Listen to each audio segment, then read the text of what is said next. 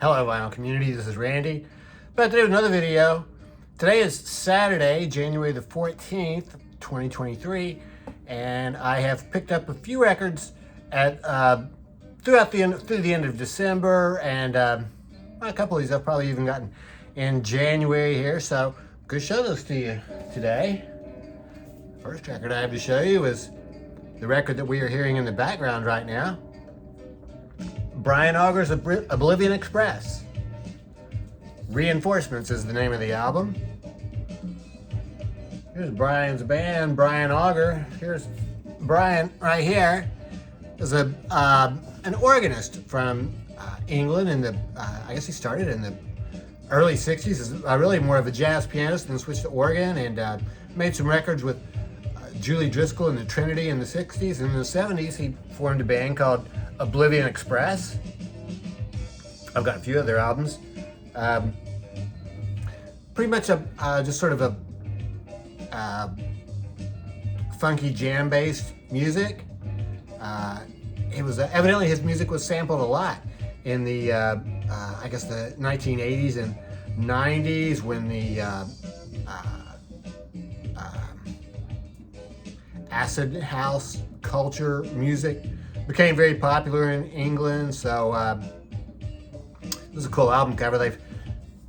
Evidently they've talked to somebody how to make sweaters for everybody, so kind of cool. Here's what the band looks like when they're not wearing their sweaters. There's Brian down there. This is a gatefold sleeve. Good picture of Brian there. Here's the lyrics here. So a couple of the songs are instrumental and some of them have words. So they've got the words, the lyrics printed here for the ones that have words. And song we're hearing right now is called Brain Damage. Just an instrumental. Just a cool picture of Brian here. I like this artwork on the side. He says, "May the love you bring to this world be reflected upon you. May it surround you and keep you in beauty and in peace of mind always." So thanks for that kind wish, Brian. That's pretty much what this record sounds like. It's a funky jazz record. Really cool. I like it. I made a video in I guess it's sort of mid-December. It was called My Best Finds of 2022 that were reissues or used records, and I got some really good responses to that video. I showed some bands in there that I'd heard of before but had never really heard the music before, and they turned out to be some of my favorites, and people commenting suggested some other records I should get by those bands. So one of the bands I talked about was H.P. Lovecraft. I showed their first two albums, H.P. Lovecraft and H.P. Lovecraft 2. And I think a couple of people, I can't remember exactly who, a couple of people I think those suggested this live album. This is a Sundazed album. This is actually, I guess it's not a reissue, it's actually on the Sundazed label. So, this was released in 1991.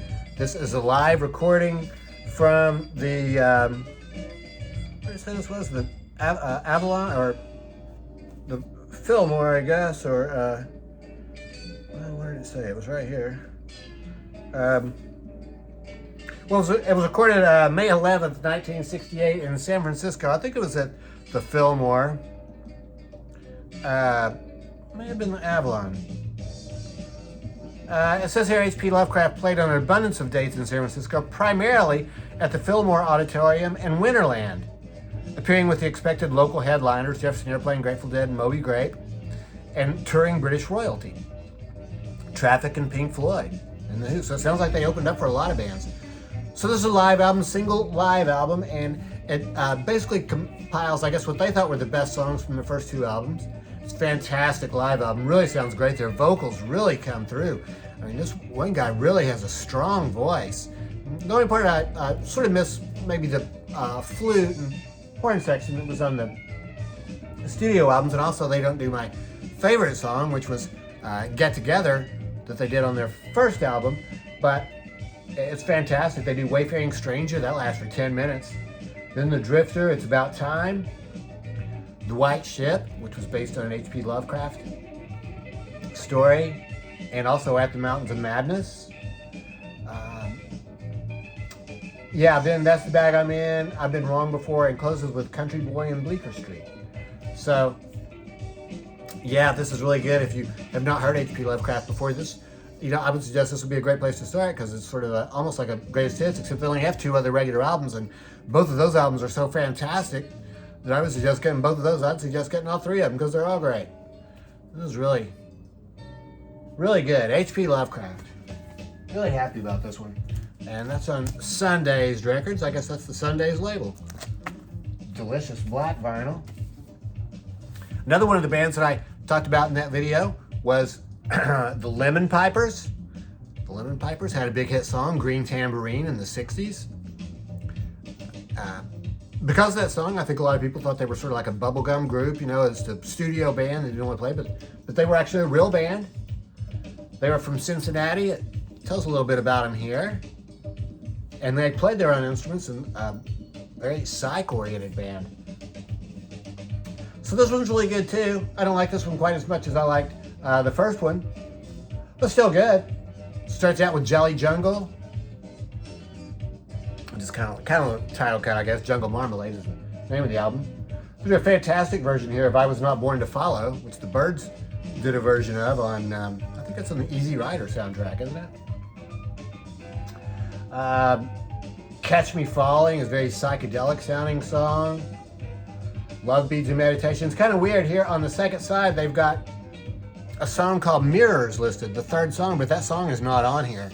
There is no song called Mirrors. There's I Need Someone, Lonely Atmosphere, Wine and Violet, and Dead End Street. And I'll tell you a really weird thing about this record. I just noticed this yesterday, is that on side A, it has the bands here for 5 songs. For 6 songs. You see the 5 bands there. They're all about equal, and I looked up, and they're all timed at about 3 minutes or so, but there's actually a lot of space here between bands 4 and 5. And so there's a song here on side A, Catch Me Falling. It's very psychedelic sounding, and then there's like this instrumental interlude. And I'm wondering if that instrumental interlude was supposed to have been Mirrors and just somehow got titled wrong because it's not listed correctly on the label. They have, like I say, all 6 of the songs on here listed from, about 2:50, all of them less than 3 minutes long. And there's that one band that obviously has to be longer. So anyway, it's kind of interesting. And I looked in Discogs, and actually the information in Discogs doesn't really have it correct either. At least it doesn't match my record exactly. On there they say that, I can't remember exactly how they listed it, but it wasn't, didn't mirror what is actually in reality on this record. So kind of interesting. And then the third another band that I mentioned in that video was Caravan. I got their first album, which was called If I Had It to Do All Over Again, I Would Do It Again. If I had it to do over again, I would do it all over you. And this is their second album called In the Land of Gray and Pink. So it's a gatefold sleeve. When I first saw this album cover, I thought that surely is a Roger Dean album cover. Roger Dean, the guy who did the Yes album covers, but it's not. It's another guy who, it was listed somewhere, but it's not Roger Dean. Cool gatefold, I like that. Inner sleeve, and gatefold picture there. And this just sort of tells the story of Caravan up to that time, how they were part of the Canterbury group of bands, and they lived somewhere else in England there for a while, and I guess they were living in tents, and they were really practicing a lot while they were, before they recorded their albums and stuff. So, yeah, sort of a folk, sort of more folk-oriented here. Psych folk, I guess, would be what you would call this. Probably more folk-oriented than anything, though. And this album's really cool. Starts out with a story song, Golf Girl. Side 2 is One Long Suite, 9 Feet Underground. So, I have to listen to it a few more times, I think, to sort of figure out what's going on there with those words. So, yeah, really cool band. I think some of these people were brothers. There's Richard and David Sinclair, and then there's Pye and Jimmy Hastings. Yeah, so I'm assuming that they probably were brothers. Yeah, So this one's good too. I liked, so far I'm liking If I Had It to Do All Over Again, but I like this one a lot too. This is on Darum Records. The cool thing, I like that orange label for the Darum there. Darum, D-Ram, Duran. I've heard it pronounced several different ways. I'm not sure what's the official. This is another one of those celebrating the 40th anniversary of Duran from 2019. So really nice pressing. Sounds really good. Been getting into a lot of 60s music lately. I got my first ever Big Brother and the Holding Company record. I've had Janis Joplin Greatest Hits records, or I still have the CD, I think, of Janis Joplin's Greatest Hits, but this is their first album.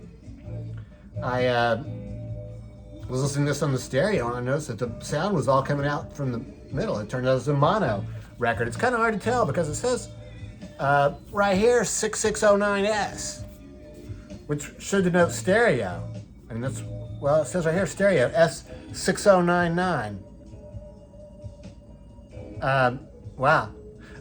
It says stereo S6099, but this says 6609S. Here it says mono 56099. On the spine, it says 56099. So and from hearing it, you can tell it's definitely the mono. Kind of weird how they got so many different notations there. None of them match.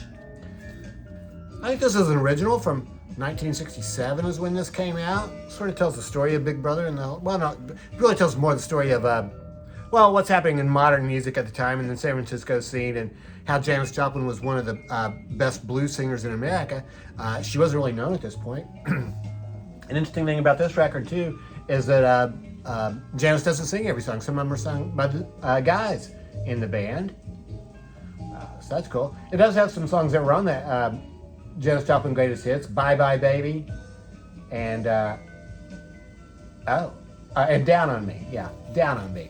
So I knew those two songs. Was not familiar with the others. So someone here called Easy Rider, the second song, that's sung by one of the male members of the band. Almost sounds like sort of a novelty type song. So yeah, this is good. Big Brother and the Holding Company. Very cool too. This is on Mainstream Records. A very cool looking label. This is my first Mainstream record. Only one I have on Mainstream. I was looking on Discogs about Mainstream, and they didn't have too many other bands I knew. They were they released the first Ted Nugent and the Amboy Dukes album. Sticking with this 60s theme, I got Creedence Clearwater Revival's first album. I'm working on closing out their entire catalog. This has this says includes Susie Q. So I'm not sure if this. This probably was not the very first pressing from 1968. This is their first album. I wouldn't think they would have that on the very first pressing. Maybe they would have. I don't know. Sort of a weird cover there. They're out in the tree. I mean, it looks like this guy's wearing like some sort of, I mean, it looks like a Civil War uniform or something. I'm not sure if that's what that is. Has a lot of information here on the back, but as you can see, it's that white print against that gray background. I mean, that is really hard to read. I don't know who came up with that idea, but that was a bad idea. It's a fantastic album, like with all the CCR albums, I think. This one didn't really have any hits on it except for, well, Susie Q, I guess, was a hit. So this is a long version of Susie Q, 8 minutes long. Other than that, it has their version of I Put a Spell on You, which I think has become pretty well known.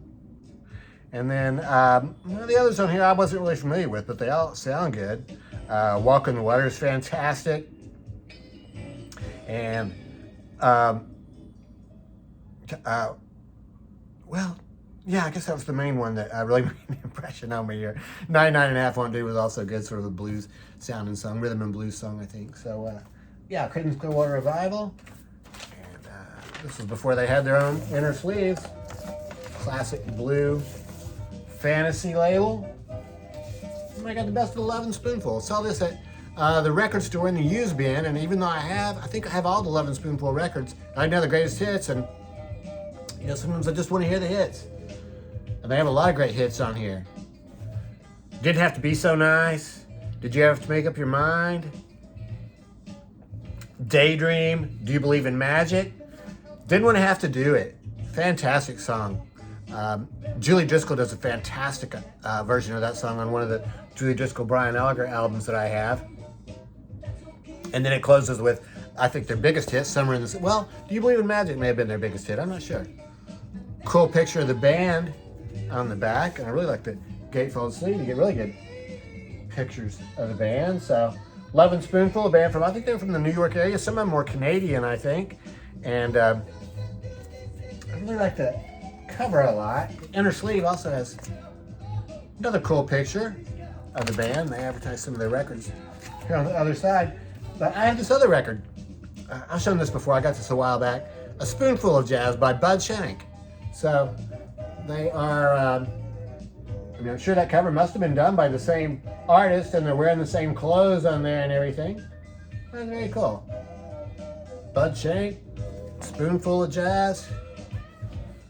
Best of the Lovin' Spoonful. I was also going to point out that this Rascals Groovin' album is, to me, seems sort of similar with that sort of cartoon drawing.